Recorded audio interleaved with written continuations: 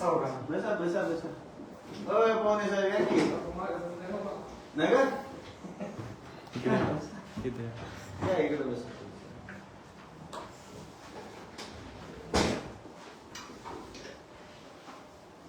काय म्हणता? Indapur police station police station तुमचे साहेब येणार होते की? साहेबांना हे एक संबंध असतो.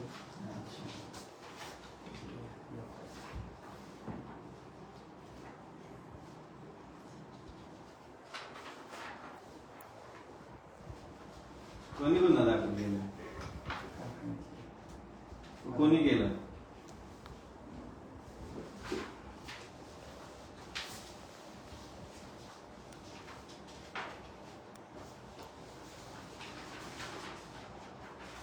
रणजित बापूर आता कारखान्याचे युनिट टाकतात.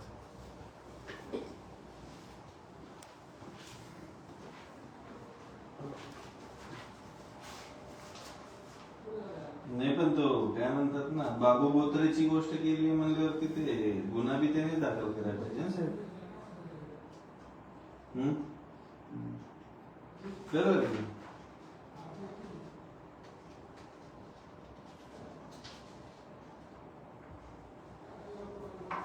याच्यामध्ये अश्लील भाषेमध्ये काय बोलले मी? याच्यामध्ये 67 आयटी ऍक्ट 67 लागलेला आहे. हा आयटी ऍक्ट 67 मध्ये मी एक तर ते व्हिडिओ मध्ये किंवा सोशल माध्यमावरती अश्लील गैरकृत्य करावं लागतं तेव्हा त्याला, किंवा अश्लील भाषेमध्ये बोललं गेलं असं. आता बाबू बोत्रे तर काही महिला नाहीये, त्यानंतर मी त्याच्यावरती बोलताना कोणता कपडे काढून उघडं होऊन नागडं होऊन व्हिडिओ नाही काढत.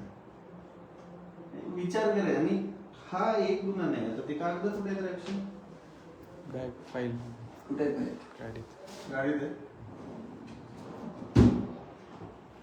याच प्रकारचा गुन्हा इथून मागे 2 वेळा मला नोटीस आली. मी दोन्ही पोलीस स्टेशनला पोहोचलोय. मग तुमच्या पोलीस यंत्रणेचं कर्तव्य आणि काम होतं की बाबा आता तुमच्यापर्यंत तर गोष्टी येत आहेत रोज, बरोबर की नाही? मग इथून मागे काय झालंय ते मी बघायला पाहिजे होतं. मुद्दा हा. पण मला हॅरेसमेंट का बरं? फाईल लागेल आपल्याला बोलायला. आदित्य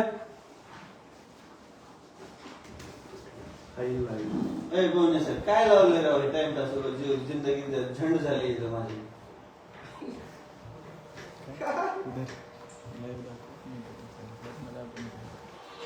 दर पोलीस स्टेशनला जायला 5-10 हजार खर्च करायला. सरकारतर्फे द्या मला काहीतरी. आपण याच्यातलं एकही कलम लागत नाही सर. फिर्यादीच्या हिशोबाने एकही लागत नाही. आणि ह्याला फक्त नॉन कॉग्निजेबलला कॉग्निजेबल करण्यासाठी कलम लावली जातात. का तर मला इथून ओढून तिथं घेऊन जायचं. सिंपल आहे. दुसरं काहीच रिझन नाही की मला फक्त ताप झाला पाहिजे, मी गप्प बसलो पाहिजे. कशासाठी?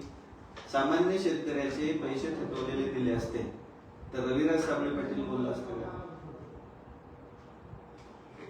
बोलला असता का? सांगा मला उत्तर अपेक्षित आहे. मी त्याशिवाय नोटीस घेत नाही. तुम्ही मला अटक करून घेऊन जावा. मला उत्तर अपेक्षित आहेत. मला तुम्ही समाधानकारक उत्तर. माझं हे बघा, मी कायद्याला मानणारा माणूस आहे. माझ्या समोर कंटिन्यू डॉक्टर बाबासाहेब आंबेडकर असतात, भारताचं संविधान असतं. हे आता नाही ठेवलेलं, हे सतत तिथंच असतं. वेळ भेटला की वाचत असतो. तुम्ही पाठीमागे मी बघितलं असेल. सगळ्यांना मानतो मी.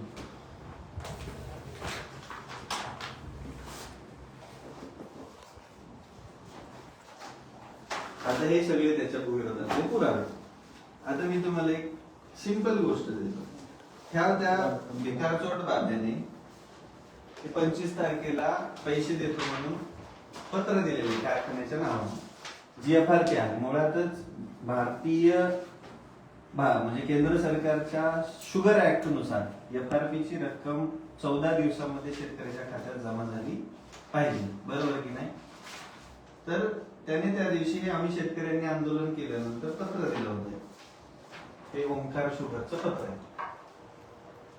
याच्यावरती त्यांनी तारीख दिली आहे 25/5/2026 पर्यंत संबंधित शेतकऱ्यांच्या बँक खात्यामध्ये रक्कम वर्ग करण्यात येईल. काल 25 झाली, परवा. अजूनपर्यंत शेतकऱ्यांना पैसे भेटलेले नाहीये. माझं तुम्ही जर बारकाईने व्हिडिओ बघितला असता तर तुम्हाला हा गुन्हा दाखल करायची गरज लागली नसती. मला ना त्याची बदनामी करायची आहे, ना माझा तो बांधभाऊ आहे, ना माझं त्याचं काही घेणं देणं आहे. 17 कारखाने टाकणारा मालक माझ्या छोट्याशा लेकराला, छोट्या शेतकऱ्याच्या पोराला एवढा का घाबरला, मला हा प्रश्न पडला. पैसे मागितले म्हणून सर्वसामान्य शेतकऱ्याचे. आता मला सांगा, हा गुन्हा दाखल करताना तुम्ही चौकशी काय केली, कुठे गेला? हा गुन्हा दाखल करताना चौकशी काय केली? बरोबर. आता आम्ही त्या दिवशी प्रत दिली होती श्रीगोंदा पोलीस स्टेशनला. काय प्रत दिली होती की बाबा या बाबू बोत्रेच्या कारखान्यांवरती गुन्हे दाखल करा म्हणून. तिथं काही एफआयआर झाली नाही एवढ्या तत्परतेने. व्हायला पाहिजे की नाही? माझ्यावरती जेवढ्या तत्परतेने हा गुन्हा दाखल झाला तेवढ्याच तत्परतेने हा गुन्हा का नाही झाला? मला एका शेतकऱ्याचे नाही, रोज शेतकरी माझ्या इथे ऑफिसला, आता तुमच्या समोर गेलेली माणसं शेतकरी रोज येऊन रडतायत पैशांसाठी. काय करायचं? यंत्रणा फक्त आम्हाला कळण्यासाठी. प्रश्न पडायला लागला मला. म्हणजे आणि हा मला सांगा, ह्या पुस्तकामध्ये कुठं असं लिहिलंय की एका गुन्ह्यासाठी 17 ठिकाणी गुन्हे दाखल करा? तुमचं तर आता ऑनलाईन आहे सगळं. एखाद्या गुन्ह्यासाठी जर हे केलं तर निघायला पाहिजे. एकाच व्हिडिओसाठी 17 ठिकाणी गुन्हे. कशासाठी?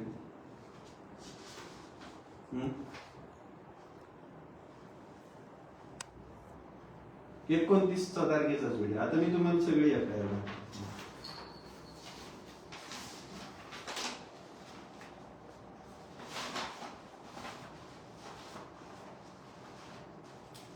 याच्यामध्ये तुमच्या डिपार्टमेंट वरती खूप मोठं प्रश्नचिन्ह होत असतं.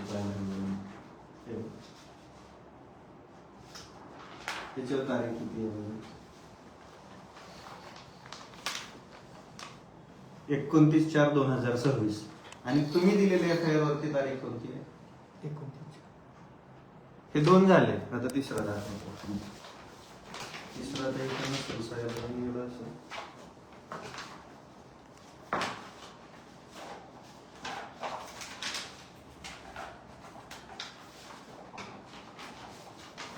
त्याच्यावरती 29 तारीख आहे. तो आता वकील साहेबांकडे आमच्या.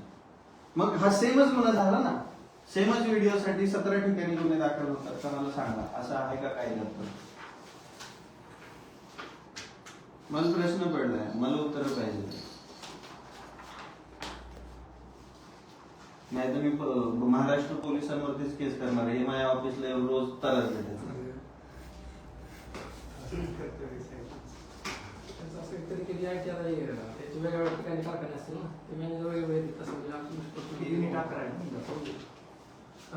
त्याचं एकही युनिट लिगल नाहीये. सगळं जर काढलं ना, सगळं काढून आम्ही दाखल केलं. हे जी कागद तुम्ही बघताय, हे नॉटरी आहे, त्याच्या कारखान्याला क्रशिंगच लायसन नाहीये. हा, जे गव्हर्नमेंट कारखाने चालू करा म्हणून गाळपाचं लायसन देतं तेच नाहीये.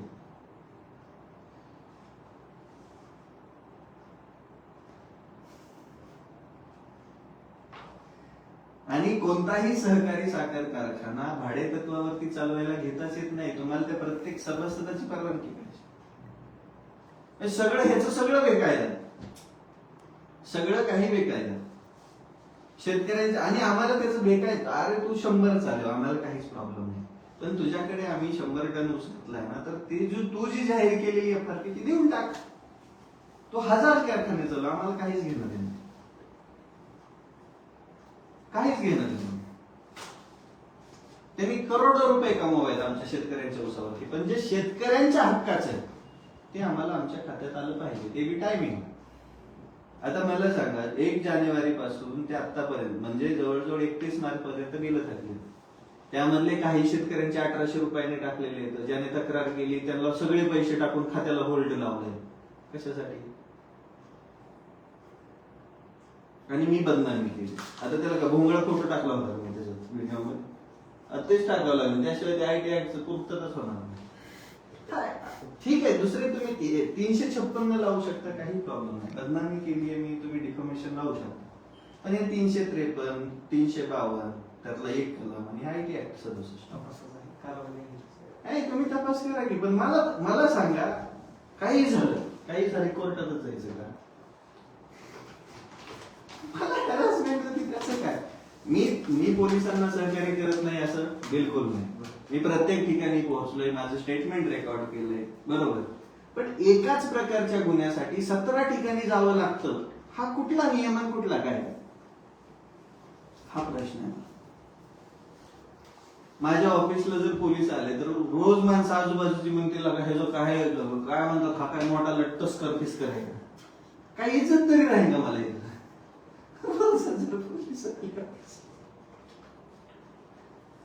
माझं काय आहे की नाही सांगा ना. व्यवसायाचं ठिकाण आहे माझं हे, बरोबर आहे. लोकांमध्ये चर्चा हजार रंगतात, म्हणजे किती हॅरेस करणार. मी तर तपासात सहकार्यही करत आहे. बरं, तुम्ही शहानिशा करायची. मला सांगा, मी जेव्हा हे बघा, हे निवेदन देतो,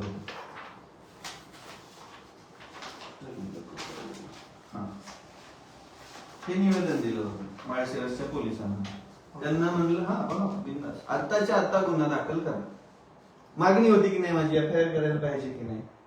मग त्यानंतरच चौकशी असते ना. मग ते म्हणले आम्ही चौकशी करून दाखल करू. काय?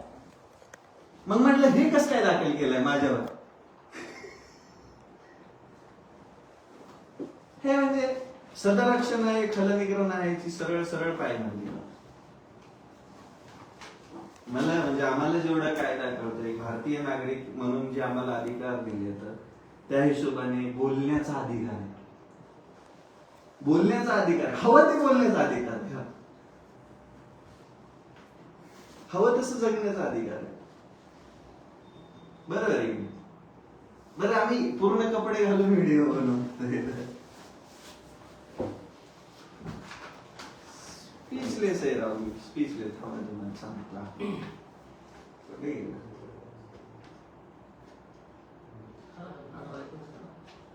18-19 काढत आहे.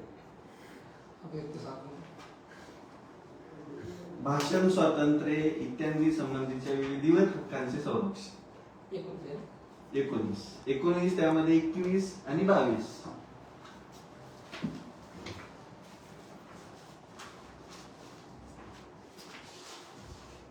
मला ह्या एफआयआर बद्दल बी अडचण नाही. तुम्ही डिफेमेशन लावा ना माझ्यावर, मानहानी केली म्हणून काय लावायचं त्याला. मला 500 नाही 1000 कोटी मागा, मला द्यायची की नाही ती मी ठरवेल. पण हा मानसिक त्रास आहे, जर केलं नाहीये त्या गोष्टींसाठी. बरं, तपासाचा भाग आहे, मान्य आहे मला बी. पण एकाच गोष्टीसाठी किती तपास करणार हा प्रश्न पडलाय मला. एकाच गोष्टीसाठी 29 तारखेच्या व्हिडिओचाच एफआयआर प्रत्येक ठिकाणी दाखल. तुम्ही म्हणता युनिट आहे, बरोबर. पण सगळ्यांनी मिळून एकाच ठिकाणी गुन्हा दाखल करायला पाहिजे, कारण की युनिटचा काही संबंध नाहीये. माझा युनिटचा कुठेच उल्लेख नाही. ओंकार सहकारी काय ओंकार साखर कारखाना प्रायव्हेट लिमिटेड या कंपनी आणि बाबू बोत्रेवरती मी बोललो, तर सगळ्यात पहिलं तर त्या बाब्याने गुन्हा दाखल करायला पाहिजे. ज्याची इज्जत गेली, माझी इज्जत गेली, माझी किती इज्जत गेली ती माझ्या माणसाला काय माहिती? काय माहिती? अख्खा देश बघतोय, प्रत्येक वेळेस तेच कर. मला सांगा, प्रत्येक ठिकाणी गेल्यानंतर हजारो माणसं जमतायत, हजारो शेतकरी म्हणतायत हा अन्याय होतोय, पोलिस बी ते बघताय, आणि तरी बी तेच केल्या जाते. हा प्रश्न पडतो. आता हे बघ, भाषण स्वातंत्र्य इत्यादी संबंधीच्या विविक्षित हक्कांचे संरक्षण सर्व नागरिकांस. भारतातील भाषण स्वातंत्र्य माणसाला बोलू शकतो. हा, मानहानी, इज्जत गेलीये त्याच्यासाठी कलम आहे, त्याच्यासाठी सेपरेट कायदे आहेत, ते लावा ना. बट मी ज्या गोष्टी, आता मला सांगा, बाबूराव बोत्रे उसाचे पैसे दे, हे असे का? सांगा ना. बरं, दिले बी नाहीत, आम्ही एवढं लढतोय, आमच्यासाठी कोणच उभं राहत नाहीये. आमचा एखादा तरी एफआयआर घ्यायला पाहिजे होता यंत्रणेने. आम्ही प्रत्येक ठिकाणी, आता तुमच्या इंदापूर पोलीस स्टेशनला आलो मी, तिथं जरी मी म्हणलं साहेबांना की माझा एफआयआर घ्या, तर साहेब काय म्हणतील, चौकशी केल्यानंतर आम्ही नोंद करून घेऊ. मग हा एफआयआर करताना काय चौकशी केली मला सांगा? फिर्यादीने तुम्हाला काय पुरावे दिले?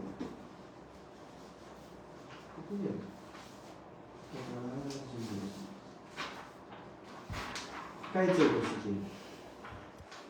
काहीच नाही. फिर्यादीला मागितल्यावर काहीच देत नाही. फक्त एकच गोष्ट आहे की FIR फाडण्यासाठी यंत्रणांवरती 1000 दबाव. FIR फाडल्यानंतर एकदा का होईना त्या फिर्यादीला पोलीस स्टेशनला जावं लागतंय. ते हॅरेसमेंट झाली की माणूस शांत बसतोय, काही करत नाही, असंच ना. मी नाही सोडणार. माझा जीव गेला तरी 72. तुम्ही 17 नाही 1700 ठिकाणी गुन्हे दाखल करा. बच्चू कडून 250 ठिकाणी गेले तरी मी पट्ट्या मागे साडला.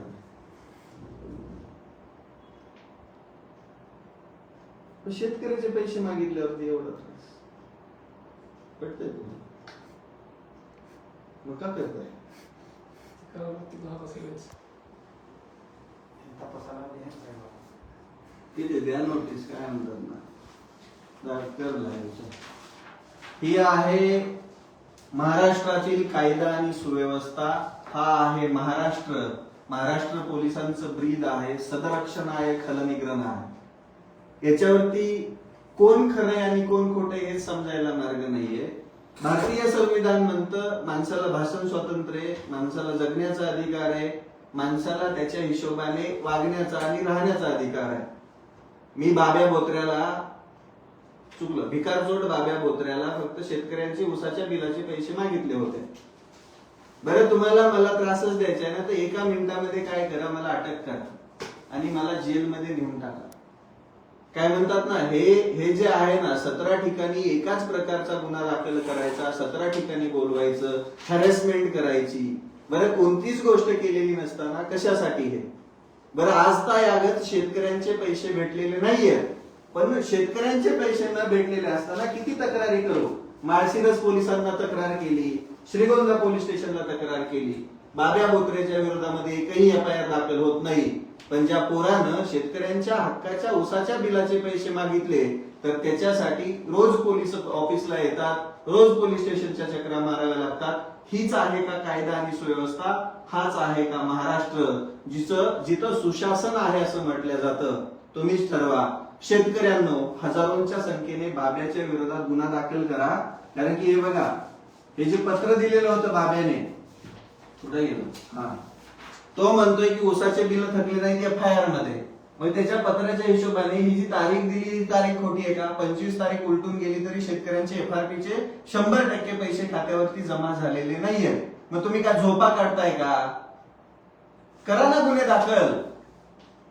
अरे, हक्काचे पैसे तर घामाचे पैसे तर वर्षभर त्या शेतामध्ये राबून कष्ट करून घाम गाळून ते शेतकऱ्यानं पैसे कमवण्याच्या दृष्टीने पिकवलेलं पीक आहे. आणि तो हा भिकारचोट कुठनं आलाय काय माहिती.